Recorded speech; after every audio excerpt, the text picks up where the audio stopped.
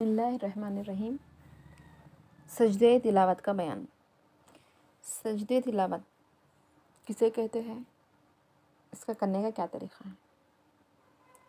تو ناظرین، اس ویڈیو کو غور سے دیکھیے، سنیے، سمجھیے، زیادہ سے زیادہ لائک کیجیے، شیئر کیجیے، سبسکرائب کیجیے اور صدقہ جاریہ سمجھ کر آگے پہنچائیے۔ بسم اللہ الرحمن الرحیم۔ مسئلہ: قرآن شریف میں سجدے تلاوت کے 14 ہیں۔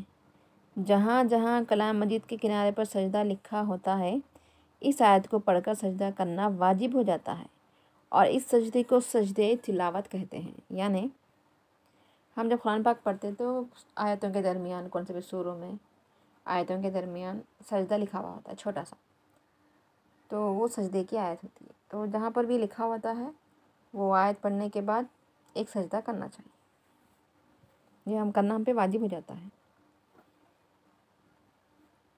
مسئلہ: سجدے تلاوت کرنے کا طریقہ یہ ہے کہ اللہ اکبر کہہ کر سجدہ کرے اور اللہ اکبر کہتے وقت ہاتھ نہ اٹھائے۔ سجدے میں کم از کم 3 دفعہ سبحان ربی الاعلیٰ کہہ کر سر اٹھائے، پس سجدے تلاوت ادا ہو گیا۔ کیا سجدے تلاوت کرنے کا طریقہ؟ اللہ اکبر کہنا اور اللہ اکبر کہتے وقت ہاتھ نہ اٹھائیں۔ سجدے میں کم از کم 3 دفعہ سبحان ربی الاعلیٰ کہنا ہے اور سیدھا سجدے میں چلے جانا ہے۔ مسئلہ: بہتر یہ ہے کہ کھڑی ہو کر اول اللہ اکبر کہہ کے سجدے میں جائیں، پھر اللہ اکبر کہہ کے کھڑی ہو جائے، اور اگر بیٹھ کر اللہ اکبر کہہ کے سجدے میں جائے پھر اللہ اکبر کہہ کے اٹھ بیٹھے، کھڑی نہ ہو تب بھی درست ہے۔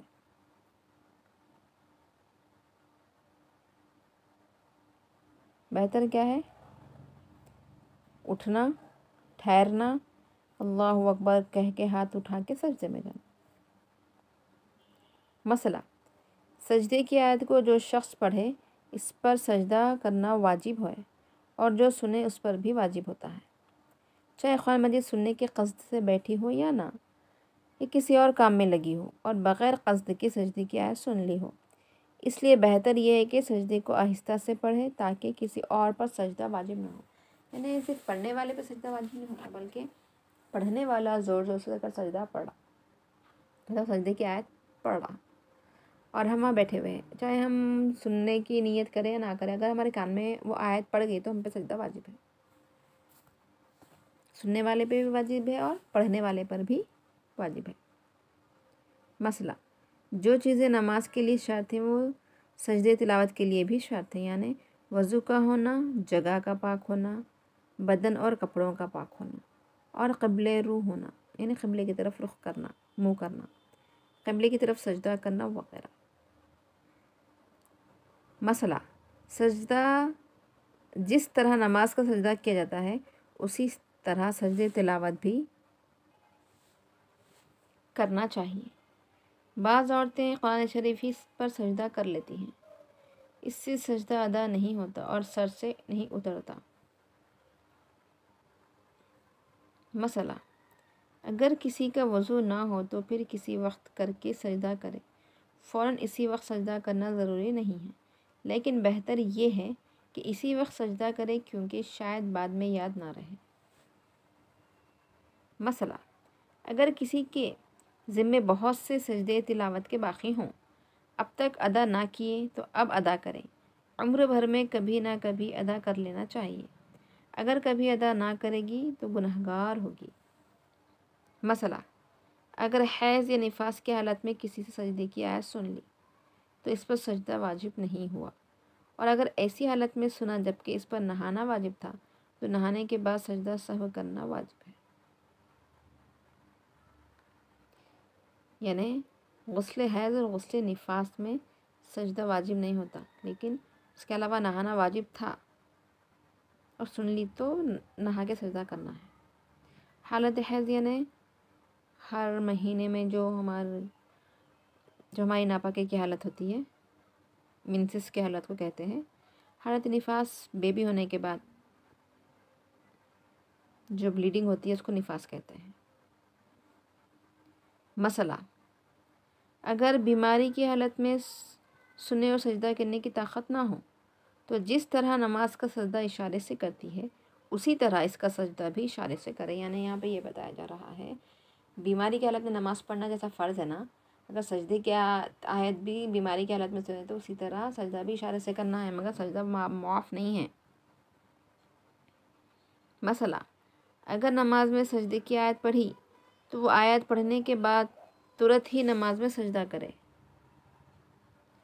सूरत पढ़ के रुकू में जाए, अगर इस आयत को पढ़कर तुरंत सजदा ना किया, इसके बाद 2 आयतें या 3 आयतें और पढ़ ली तब सजदा किया तो भी दुरुस्त है, और अगर इससे भी ज़्यादा पड़ गई तब सजदा किया तो सजदा अदा तो हो गया, लेकिन एक गुनहगार होगी। इसी तरीक़े से आप नाज़रीन देखिए, जब नमाज तरावी जब पढ़ाई जाती है, जब सजदा आता है तो पहले ही अनाउंसमेंट होती है कि पहली रकत में सजदा है या दूसरी रकत में सजदा है। तो जब सजदे की आयत पे जाते हैं इमाम साहब फ़ौरन सजदा करते हैं।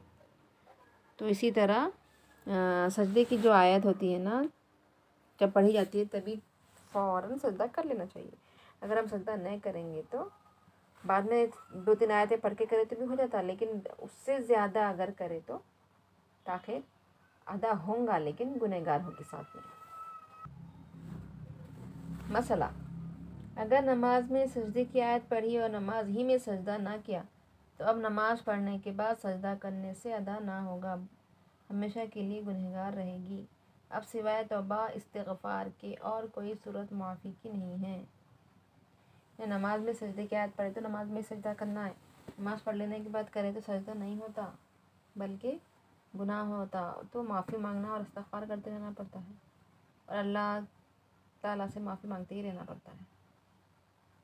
मसला, सजदे की आयत पढ़कर फ़ौरन रुकू में चली जाए और रुकू में ये नियत कर ले कि मैं सजदे तिलावत की तरफ से भी यही रुकू करती हूँ, तब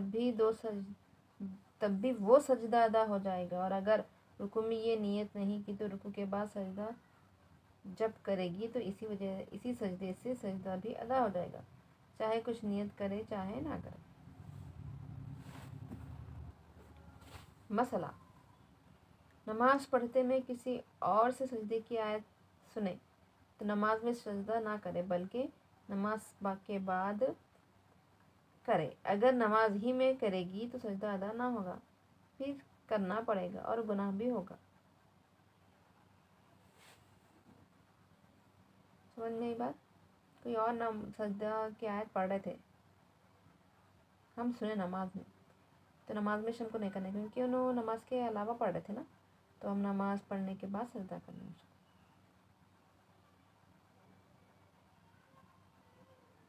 मसला, एक ही जगह बैठे बैठे सजदे की आयत को कई बार दोहराया कर पढ़े तो एक ही सजदा वाजिब होगा, चाहे सब दफ़ा पढ़ के आखिर में सजदा करे या पहली दफ़ा पढ़ कर सजदा करे। फिर इसी को बार बार दोहराते रहे और अगर जगह बदल गई तब इसी आयत को दोहराया, फिर तीसरी जगह जाके वही आयत फिर पढ़ी, इसी तरह बराबर जगह बदलती रही तो जितनी दफ़ा दोहराए इतनी ही दफ़ा सजदा करे। यहाँ पे ये बताया जा रहा है कि अगर हम एक ही जगह पे बैठ के 100 बार भी एक ही आयत सजदे की पढ़े तो एक ही सजदा करना है, अगर एक ही आयत 10 जगह फिरते हुए पढ़े तो फिर 10 सजदे करना है। ये बताना मकसद है यहाँ। मसला, अगर एक ही जगह बैठे बैठे सजदे की कई आयतें पढ़ी तो भी जितनी आयतें पढ़े इतनी सजदे करें, यानी अलग अलग आयतें हैं ना, एक जगह बैठ के अलग अलग आयतें पढ़े तो फिर उतने ही सजदे करना पड़ेगा एक ही जगह बैठ के, लेकिन आयतें तो अलग है ना, तो जितनी आयतें पढ़ेंगे आप उतने आपको सजदे करने पड़ेंगे।